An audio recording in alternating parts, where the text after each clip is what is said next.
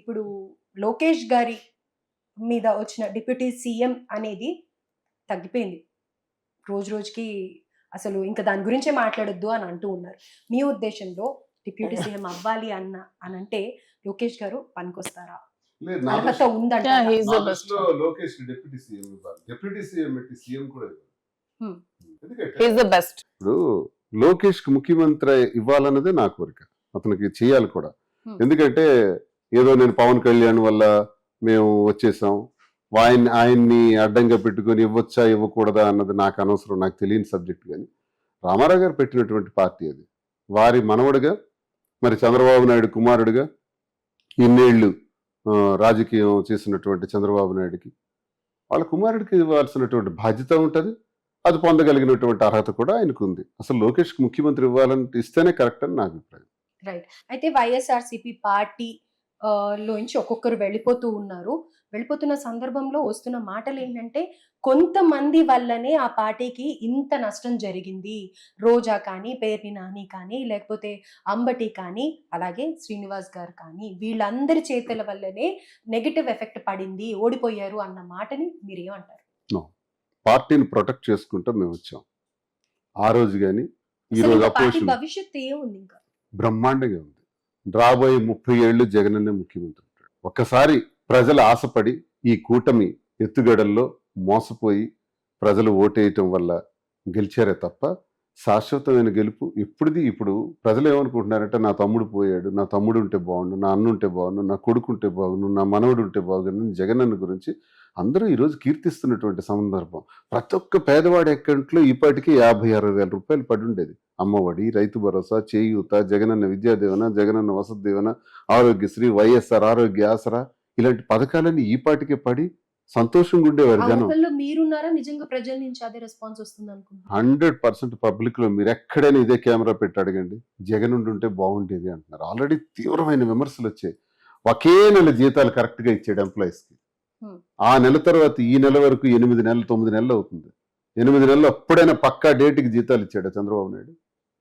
So ఆ ప్రభుత్వం total fail అయింది. మళ్ళీ జగనన్ననే కోరుకుంటారు. జగనన్న నిష్కల్మషమైనటువంటి మనిషి, నీతివంతుడు, నిజాయితీపరుడు. భారతదేశంలో కాదు ప్రపంచంలో అడ్మినిస్ట్రేషన్ మీద అలాంటి కొత్త కోణాలను ఆలోచించి పరిపాలించే పరిపాలన దక్షుడు ఇంతవరకు పుట్టలేదు, రాడు కూడా. ఎందుకంటే ప్రధానమంత్రితో ఉండే అధికార యంత్రాంగాన్ని సచివాలయం అంటాం, ముఖ్యమంత్రి గారితో ఉండే అధికార యంత్రాంగాన్ని సచివాలయం అంటాం, సెక్రటేరియట్. మరి గ్రామ సచివాలయం ఏంటి? గాంధీ గారు ఎప్పుడో చెప్పారు.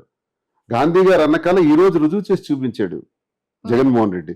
గ్రామ సచివాలయాన్ని ప్రారంభించి ఆ వ్యవస్థల ద్వారా ప్రభుత్వ పథకాలను అందజేసి ₹1 కూడా లంచం ఇవ్వాల్సిన అవసరం లేకుండా తీర్చిదిద్దిన మొట్టమొదటి మనగాడు జగన్మోహన్ రెడ్డి. జగన్మోహన్ రెడ్డి గెలవకపోతే ఇంకెవరు గెలుస్తారండి? ఆయనే అవుతాడు. రానున్న 30 ఏళ్ళు ఆయనే ముఖ్యమంత్రి. స్వాతంత్ర్యానంతరం 11 మెడికల్ కాలేజీలు ఉంటే 17 మెడికల్ కాలేజీలు మరి ఇప్పుడు అన్ని కేసులు ఉన్నాయి కదా, జైలుకి వెళ్ళే కేసులు అవకాశాలు ఉంటాయి. ఉన్నాయా? రాజకీయ నాయకులకి నాకు ఉన్నాయి 18 కేసులు, 7 మర్డర్ కేసులు. నేనెవరిని చెప్పాను? కక్షపూర్తంగా పెడతారు కేసులు. జగన్మోహన్ రెడ్డి గారి మీద పెట్టిన కేసులు ఒక విలువైన కేసులే. అందులో ఏం విలువ ఉంది, దానిలో ఏం డెప్త్ ఉంది? కాంగ్రెస్ తెలుగుదేశం కలిపి వేసిన కేసులు అప్పుడేదో రాజకీయ కక్షలతో చేశారు. అందులో ఒక్క కేసు కూడా నిలబడదు. నీతికి నిజాయితీకి మారుపేరు జగన్మోహన్ రెడ్డి. ఖచ్చితంగా ఆయనే భవిష్యత్తు ఉంది. మేమందరం, మీరు అనుకుంటున్నారు ఏదో మేము మా వల్ల ఇదందని, మేమందరం ప్రొటెక్ట్ చేసాం. పార్టీని ఇంకా గట్టిగా ముందుకు తీసుకెళ్తాం. వెళ్ళిపోయే వాళ్ళు ఉంటారు. చెరువులో నీరు ఎండిపోయిన తర్వాత కప్పలు కూడా దాటేస్తుంటాయి. అంటే అలాంటి విజయసాయిరెడ్డి కూడా ఫ్రాగే అంటాను నేను. ఫ్రాగ్స్. నీరు లేదు కాబట్టి వెళ్ళిపోయారు. నీరు లేకపోయినా మేము ఉంటాం. నీరు లేకపోయినా, ఎండిపోయినా, ఎంత ఇబ్బందులు వచ్చినా అదే చెరువులో జగనన్నతోనే ఉంటాం. మళ్ళీ నీరు వస్తుంది, మళ్ళీ చెరువు నిండుతుంది, మళ్ళీ అందరూ వస్తారు, మళ్ళీ అన్ని కప్పలు వస్తాయి. వ్యవహారం చూసినట్టయితే గనక ఏదో అసంతృప్తిగా ఉన్నట్టు, పార్టీ మారబోతున్నారు, ఎస్పెషల్లీ జనసేనకి రాబోతున్నారు అని అంటున్నారు. దాని గురించి ఏమంటారు? నేను అలా వెళ్ళలేదండి. Kethireddy is very good leader. Party పరంగా ఉన్న లోపాలని ఎత్తి మేము కార్యకర్తలు కొంచెం మేలు చేయలేకపోవని నేను చెబుతున్నా. పార్టీ ఎలా వెళ్ళిందంటే ప్రజల్ని సేవ చేయడంలో, ప్రజల్ని దృష్టిలో పెట్టుకుని పార్టీ గవర్నమెంట్ 5 సంవత్సరాల్లో కూడా వెళ్ళింది. అందులో 2.5 ఏళ్ళు కరోనాతో పోయింది.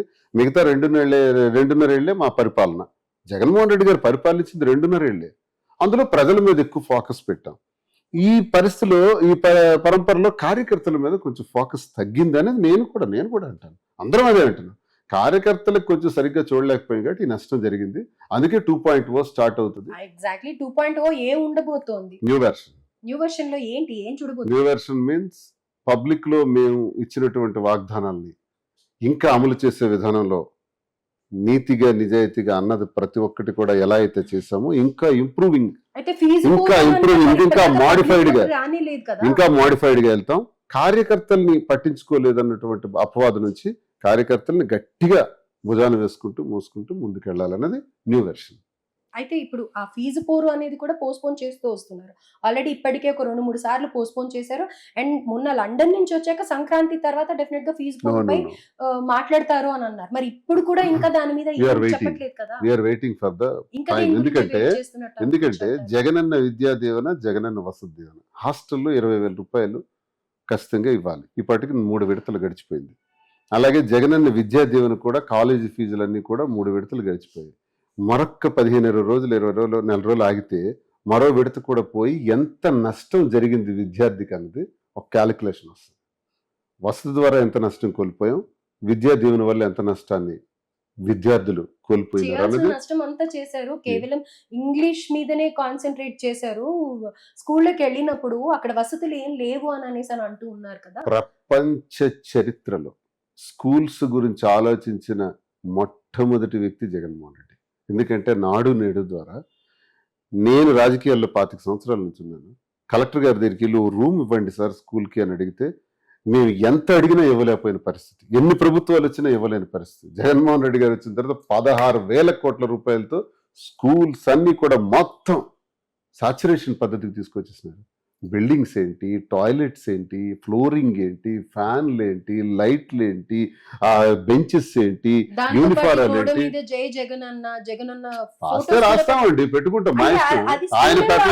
ఆయన పెట్ల ఎక్కడ పెట్టలేదు, అలాగే ఎక్కడ కూడా జై జగన్ అనే స్కూల్ మీద మేము రాయలేదు.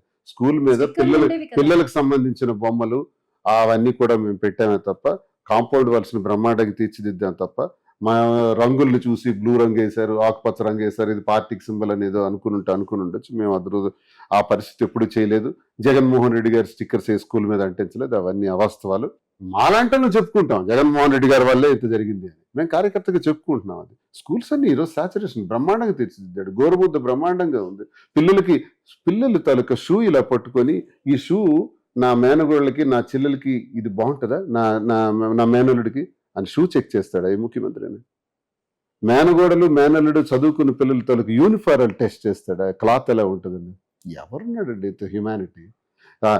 అమ్మఒడి 15,000 రూపాయలు ఇస్తాడా అంటే ఆ తల్లికి భరోసాగా పిల్లల్ని చదివించుకోవడానికి చూసే ఎవరైనా ఉంటారా? ఆరోగ్యశ్రీ ఇస్తే ఆపరేషన్ చేస్తారు.